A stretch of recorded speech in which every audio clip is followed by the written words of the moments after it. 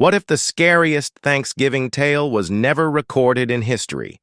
A feast no one was supposed to survive, 12 strong men and one missing woman.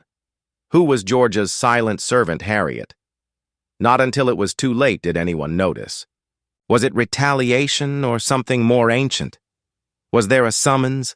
Above all, what occurs when the table is rearranged? If you're interested in following true tales that transcend time and disclose secret facts, register for the channel immediately and enable notifications to ensure you don't miss any of our inquiries. They dubbed it Fair Hollow. The iron gates moaned with age every time they opened to admit another visitor, and the name was inscribed with reverence in county records and ledgers. The land was open in all directions. Red clay that never forgot. The blood it drank, moss-draped oaks, and a world of cotton and solitude. In the fall of 1857, the air tasted like something ending, and the land was dry and cracked like old skin. The promise of tradition was drawing near, along with Thanksgiving. Fair Hollow had been invited to host a dinner for the white men who controlled the county, including planters, judges, businessmen, and one preacher. A total of 12. The large pine-wood table, polished to the brilliance of a mirror, was surrounded by 12 chairs, 12 goblets of silver, 12 prayer-folded linen napkins. They arrived in carriages, their words filling the house with the sense of self-assurance, their boots powdered with pride. They said that the assembly of mankind, constrained by land, God, and the appearance of permanence, was customary. The nameless people who worked in the fields, stables, and kitchens moved beneath them. Their hands were swift and submissive, their eyes downcast, their steps schooled to produce no sound. Harriet was one of them. Nobody knew for sure when she had reached Fair Hollow. Some others thought she was purchased in Charleston. Others claimed that she was from a plantation along a river further south, but it appeared that she had always lived there.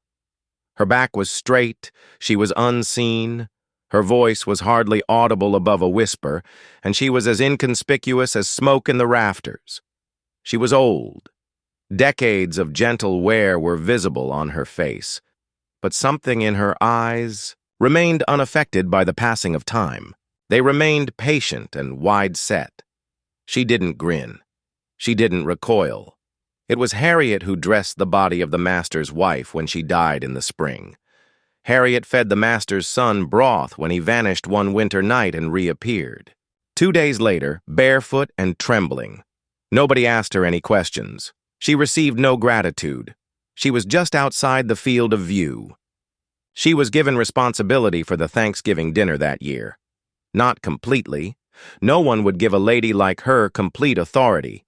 However, she was granted control over the spices, sauces, and other elements that are overlooked on a dish until it is too late to inquire about them. She didn't say much.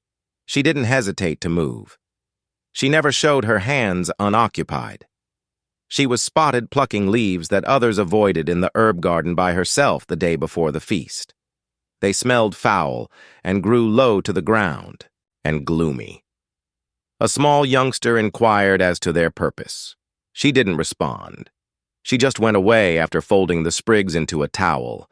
The air within the home became heavier. At strange hours, doors started to creak. It took longer for fires to start. The animals would not approach the rear porch. The weather was the cook's fault. The wind was blamed by the master's daughter. No Harriet was blamed. The 12 seats were prepared before morning. The table shone. From the kitchen came a thick, warm, strange smell. The men assembled. The towering ceilings reverberated with their laughing. Standing silently in the corridor, Harriet listened. None of the shadows in the house that day belonged to the living. At noon, the bell rung. It was the old brass bell that was fixed next to the kitchen door and was only used on feast days, not the church bell or the handbell that called field workers.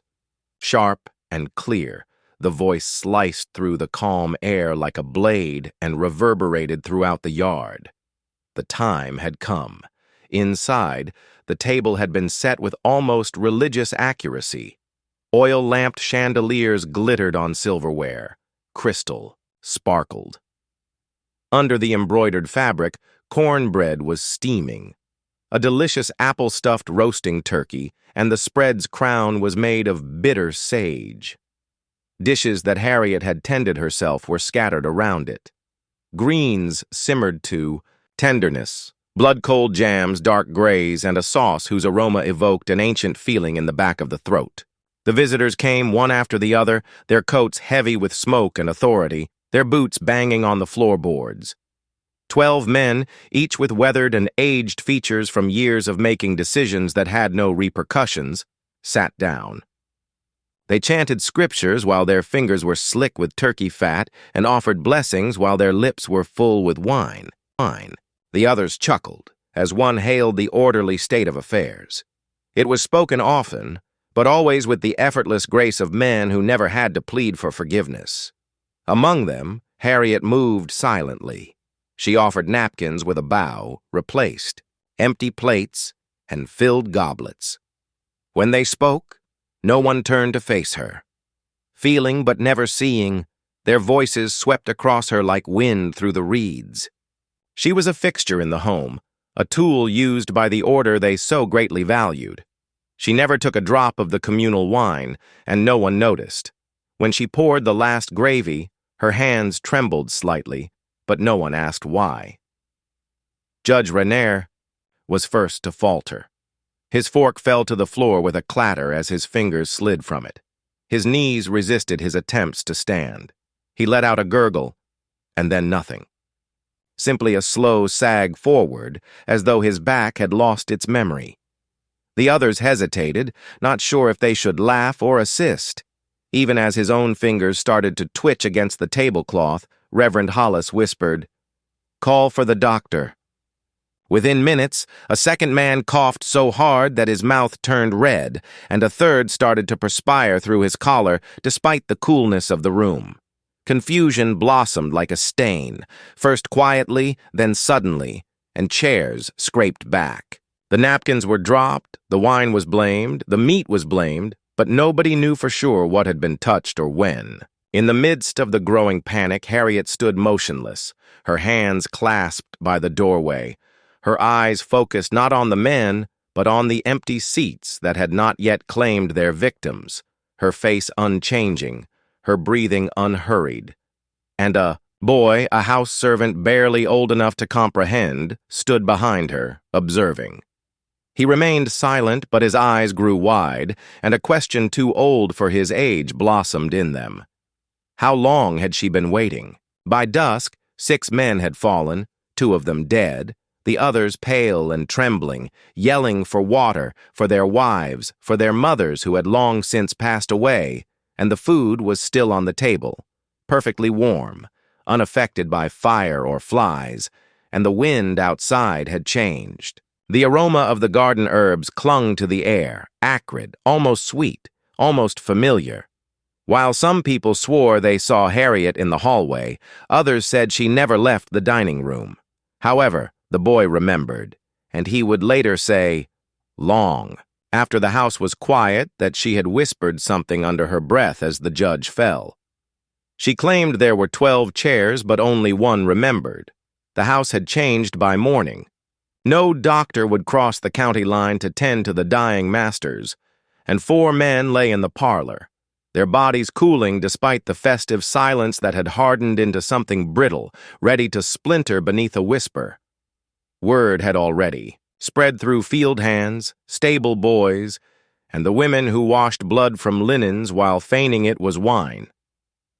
The walls felt closer, the air heavier. Only one of the 12 had risen with strength, Elias Thatcher, a man too angry to die, pacing and shouting, accusing everyone and no one. His boots hit the floor like hammers, and his voice cracked the air as he demanded names, explanations, and repentance. But all he found were servants who looked away and silence that held its breath. 2 more moaned from upstairs chambers, their breath shallow, their eyes flickering like candles in wind. Suspicion immediately shifted to the kitchen, where poison could grow if not in the hands that served the food. The cook, a shaky woman named Maybelle, denied everything, sobbing through questions, her apron smeared with panic. The butler, old Amos, was unable to speak. And then there was Harriet, who had been discovered sitting on a stool behind the pantry door. Her hands folded neatly in her lap, her face composed, her eyes closed. They searched the kitchen, finding cupboards overturned, herbs scattered across the floor, jars broken, a wooden spoon split in half, one end charred black, but nothing definitive. No vial labeled venom, no signs of sleep or rest, just still. When they pulled her to her feet, she did not resist. She did not ask why, and she did not flinch when Elias struck her cheek with the back of his hand. Elias said it was a witch's book, or worse, he threw it into the fire, but Harriet did not blink, and they found the Reverend's journal next in the study where he had fallen. Smoking pot of death, just ordinary tools of a life lived in labor until they found the book, hidden beneath a stack of flour sacks wrapped in waxed cloth, small, leather-bound, pages curled and yellowed. Inside, no words in English, only symbols, circles, lines, a script that twisted like roots in soil. The most of it consisted of ordinary listings of sermons, weather reports, and scriptures, but one entry, dated 3 weeks prior to the feast, was particularly noteworthy. Harriet spoke today, claimed that the land keeps in mind that each stone has a mouth. I informed her that this kind of rhetoric was insane. For the first time, I saw her smile as she said, "Madness only frightens people who believe they're sane." 3 more men were dead by dusk, and their names were spoken with dread rather than mourning, as if naming the dead might call them back. Later, a servant girl named Ruth whispered to another that she had heard Harriet praying over the pots the night before. The feast, not in the same words as the preacher, but singing steadily and low to something older than the house and older than the land. And Harriet had not spoken since being taken from the pantry, and she sat on the cellar floor, bound at the wrists, eyes open, watching the shadows shift. And when Ruth brought her water, she leaned forward and whispered something that caused the girl to drop the cup, saying, Ruth stammered later, that the feast had only just begun. The table was still in the same place as it had been the day before, plates undisturbed, glasses unwashed, chairs pushed back just a little, as if waiting for someone to return. The surviving men, now 4, stood apart as Elias Thatcher spoke on their behalf. The night behind the barn was not a trial, but rather a ritual wrapped in the language of justice, but reeking of desperation. They brought her out at dusk, when the sky had turned the color of bruised plum and the air was heavy with the smell of burned wood and dying things. No gallows had been prepared, and no legal summons had been issued. He listed the dead, names, shouted like curses, and insisted that the name of their killer must be spoken back to him. "Say it." He yelled, "Say you did it, and we'll make it quick." Harriet stood in front of them, her dress ruined at the hem from the wet cellar floor, her wrists still bound, her face displaying the same unreadable stillness that had unnerved them long before any poison touched. Her voice was quiet but clear. 12 for 1, she murmured, glancing not at Elias but at the oldest tree on the property, the one behind him, twisted and leaning, its ropes still wound like snakes in its limbs. "It is not balance, but it is a beginning," she continued. The men laughed and spat at her feet, accusing her of magic and rebellion respectively. However, Marcus Darren, the youngest, who was only 20 years old and still had shaking hands from his who asked, "Why?" after the death of his father. He asked, voice barely above wind, "Why now?" Harriet looked at him for a long time, long enough that Marcus flinched as though touched by something unseen. Then she answered, "Because you don't remember. You lose track of the faces, names, and cries. The land never forgets what was taken, but you do.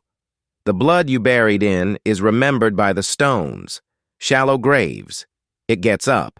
The home beyond the barn was silent, its windows dark. Nobody arrived to halt the subsequent events. The fire that had begun in the east field hours before and was now creeping toward the wood's edge was unquestioned, even though thunder was. Rolling in the distance, everyone's attention was on Harriet. The rope arrived torn and scratchy. Without any difficulty, Harriet was led to the tree. She stopped at its base and gave them one more look. "You think death is the end?" she remarked. They raised her without a ceremony, saying, "But death is just the breath before the song." Above them, a dry, hot, and violent wind, rather than rain, shattered the sky. The world appeared to pause for a while, then it was finished. However, the tree was naked in the morning. 12 stones were arranged in a precise circle where her feet had been, with no rope or corpse. And the sauce she had prepared was warm in the kitchen, unaffected by the flames. Sweet and crisp, steam curled from its surface, waiting. Years went by. Despite fire, conflict, and the shifting names of the surrounding area, Fair Hollow remained silent. After withering, the cotton fields regrew under new management. The edges of the manor collapsed. Silence and time had distorted the floorboards and damaged the windows, but the dining room was still intact. Dust covered the big table like ash. However, no vine penetrated its defenses. As though holding its breath for a host who never came back, the chamber waited unaltered. Those who recalled the legends of the 12 masters who perished in a single night.